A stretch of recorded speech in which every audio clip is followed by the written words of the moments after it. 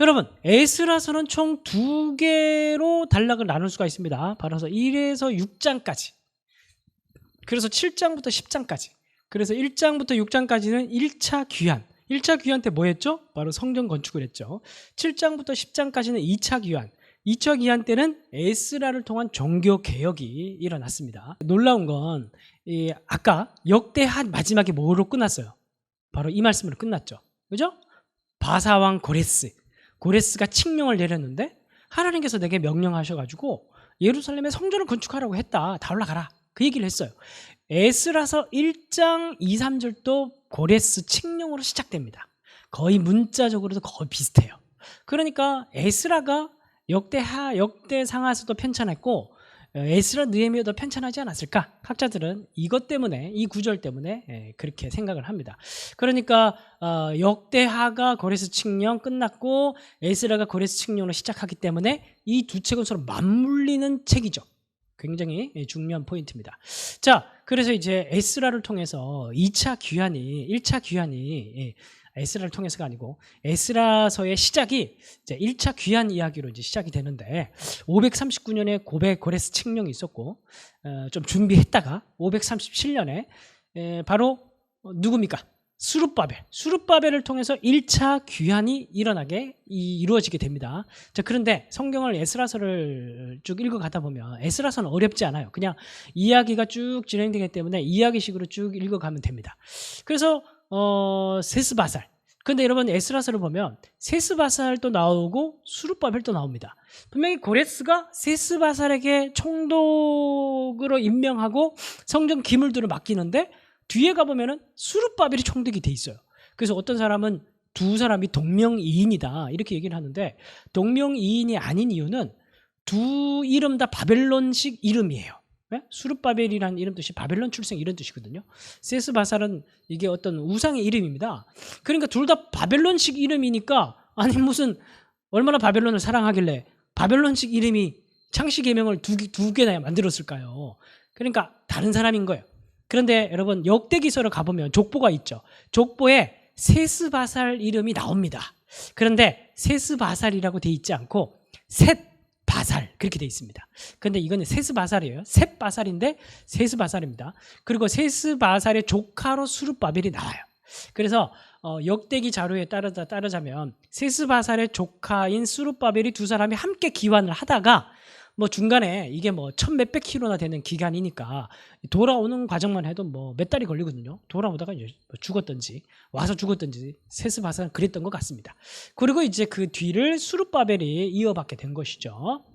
자, 그렇게 여러분들이 이해를 하면 좋을 것 같습니다. 그래서 수룹바벨을 통해서 주전 537년에 예루살렘 성전 기물들을 가지고 드디어 예루살렘으로 돌아오게 됩니다. 돌아오게 하자마자 제일 먼저 한 일이 뭘까요? 우리가 고레스 칙령에 되어 있듯이 예루살렘으로 올라가라. 왜 올라가라고 그랬어요? 예루살렘 성전을 건축하기 위해서. 이게 핵심입니다. 에스라서의 핵심은 뭐냐면 올라가서 성전을 건축하라는 거예요. 그러면 가자마자 성전을 건축해야 되죠? 건축을 시작합니다. 그런데 무슨 문제가 발생하게 됩니까? 원주민들의 방해가 있게 됩니다. 근데 이 사람들은 포기를 합니다. 근데 이 포기의 기간이 어마어마하게 길어요. 여기 포기에 대한 기간이 긴데 여러분 근데 에스라 4장에 보면은 이방 왕들의 이름이 잘못 기록되어 있습니다. 이걸 좀 제가 정정을 해드리고 넘어가도록 하는데 이걸 이해하기 위해서는 페르시아의 왕들의 역사를 좀 간단하게 이해를 해야 돼요. 제가 지금 설명해 드리겠습니다. 자, 다시 정리합니다. 537년에 키루스 2세를 통해서 명령을 통해서 1차 귀환이 일어나게 됩니다. 돌아왔죠? 돌아왔는데 키루스 2세가 죽고 529년에 캄비세스가 왕이 됩니다. 근데 캄비세스는 되게 나쁜 왕이에요. 악한 왕이에요. 이 사람이 이집트 원정을 떠났어요. 이집트를 정복하기 위해서 원정을 떠나서 이집트로 가 있는데 자기 동생 스메르디스가 굉장히 백성들에게 인기가 많았어요. 그래서 이걸 시샘해가지고 부활을 시켜가지고 자기가 이집트로 원정 가 있는 동안에 죽이게 합니다. 그래서 스메르디스를 진짜 죽여요. 그리고 죽였다는 보고를 이집트에서 받습니다. 그런데 얼마 뒤에 스메르디스가 왕이 되었다. 쿠데타를 일으켜서 왕이 되었다는 소문이 들립니다. 아니 죽었다고 보고를 받았는데 이게 어떻게 된 일이야? 그러면서 부랴부랴 짐을 챙겨가지고 말을 타고 귀환을 하다가 중간에 말에서 떨어져가지고 낙상사고로 죽게 됩니다. 누가요? 캄비세스가. 자, 그런데 사실을 알고 보니 무슨 일이 페르시아에 있었냐 하면 스메르디스는 진짜 죽었는데 스메르디스랑 되게 비슷하게 생긴 조로아스트교, 그러니까 페르시아의 종교는 조로아스트교예요. 조로아스트교의 승려가 스메르디스를 닮은 승려가 어떤 부하 장수와 어떤 장수와 함께 장군과 함께 짜가지고 쿠데타를 일으켜서 역모를 일으켜가지고 왕이 되어 있는 거예요. 통치를 하고 있는 겁니다. 그 승려의 이름이 가마우타라고 합니다. 그래서 페르시아 역사에 가마우타란이라고 해요. 이게 6개월 정도 진행이 되고 이게 다리우스에 의해서 진압이 됩니다. 발각이 되고 진압이 되고 다리우스 스스로가 왕이 돼요. 그게 521년이 됩니다. 그리고 다리우 왕 제2년에 멈췄던 성전을 다시 시작하게 되었다. 그렇게 얘기를 해요. 그래서 에스라서 4장 5절을 보면은 페르시아 왕 고레스의 시기부터 해서 누구까지? 페르시아 왕 다리오가 즉위할 때까지 그 원주민들이 그러니까 뇌물을 줘가지고 관리들에게 뇌물을 줘가지고 계획을 막았다고 해요. 그러니까 이 기간이 언제예요? 바로 키루스에서부터 다리우스까지 537년부터 해서 521년까지 다리우 왕 2년이라고 하니까 520년까지 이 공사가 막혀 있었던 거예요. 16년 정도. 그런데 4장 6절을 보면은 아수에로가 즉위할 때 이 사람들이 이 원주민들이 방해하려고 글을 올렸고 7절을 보면 아닥사스다 때 또 방해하려고 글을 보냈다 이렇게 얘기를 합니다. 그런데 아닥사스다와 아하수에로는 다리우스 그 다음 왕들입니다. 그 다음에 아하수에로, 에스더 남편이죠. 그 다음에 아닥사스다. 이게 2차 기환과 3차 기환을 허락한 왕이 아닥사스예요. 그 훨씬 후대 왕입니다. 그런데 이제 아닥사스다, 아하수에로가 이름이 나와 있는 거예요. 에스라서에. 그래서 이 부분은 아마 필사가의 오류나 아니면은 그 왕들의 페르시아 왕들의 이름에 대한 그런 오해로 보입니다. 어쨌든 만약에 이 대적자들의 그런 글들을 승인해준 나쁜 왕이 있다면 그러면 이 캄비세스와 가마우타 이 두 사람의 이름이 아마 들어가야 맞지 않을까 그렇게 보입니다. 자, 그래서 결국 중요한 건 뭐냐면은 이 고레스 왕부터 해가지고 어디까지? 이 다리오 왕. 그 약 16년 동안에 성전이 정지되고 이 기간 동안에 다시 다리오가 정변을 일으켜서 왕이 되고 그리고 이 격변기에 하나님께서 학개와 에스라를 보내가지고 예언을 하게 합니다. 다시 성전을 건축하라. 이제 내가 다리오를 세웠으니 너희들을 허락해 줄 것이다. 너에게 유리한 환경이 되었으니 너희들은 시작해도 된다. 이제 그러면서 하나님께서 이스라엘 백성들에게 두 예언자를 보내가지고 성전을 건축하라고 독려하는 이제 그런 장면이 에스라 5장 1, 2절에 나옵니다.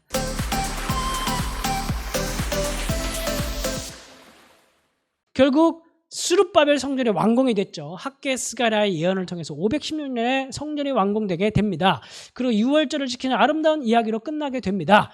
자, 그런데 다시 말씀드리지만 계속해서 반복해서 나오죠. 이 귀한민 공동체 책들에게서는 성전 건축이란 것은 본질을 회복하는 의미입니다. 그럼 그 본질이 회복하는 건 결국 무엇이냐? 언약 백성들이 거룩한 삶으로 그 성전을 짓는 과정을 통해서 성전을 바라보면서 다시 그 언약 백성의 삶을 회복하는 게 그게 진정한 목적이고 방향이고 목표예요.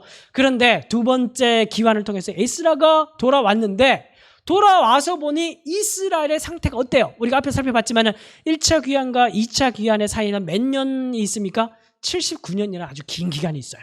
그러니까 시간이 많이 지났어요. 시간이 많이 지나고 난 이후에 여전히 이방 민족이 지배하고 이스라엘 백성들 삶이 팍팍하고 나아지지 않고 그러나 회의주의가 팽배하고 그러다 보니까 사람들이 또 우상 숭배에 빠지게 되고 이방 여인들과 결혼하고 그런 일들이 비일비재하게 또 벌어지게 된 겁니다. 이런 상황에서 에스라가 돌아오게 된 거예요.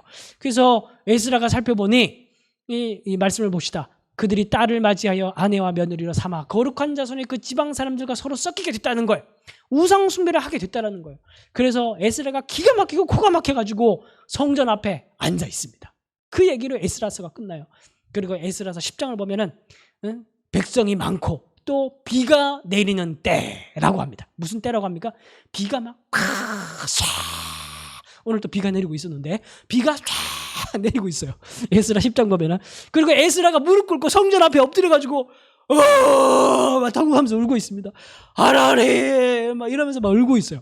왜 울고 있을까요? 돌아와 보니까 예루살렘 옛날 땅으로 그 언약의 땅으로 돌아와서 성전이 건축됐다는 말을 듣고 그 천몇백 킬로를 뚫고 에스라가 2차 귀환대를 이끌고 레위 자손들을 이끌고 그 2차 귀환대를 이끌고 돌아왔어요. 돌아왔는데 보니까 뭐 건물은 지어졌고 하는데 형식은 있는데 그 안에 내용들을 보니까 우상 숭배가 팡치고 여전히 옛날 모습 멸망했던 그 옛날의 모습들을 그대로 답습하며 있는 모습을 보니까 속이 뒤집어지고 창자가 끊어질 것 같은 고통 속에 에스라가 사로잡혀가지고 그 스룹바벨 성전 앞에 앉아가지고 그 큰 비가 내리고 번개가 치는 날 그 앞에 엎드려가지고 하나님 어찌하면 좋습니까 이 백성을 이러면서 울면서 통곡하면서 막 기도하고 있는 거예요.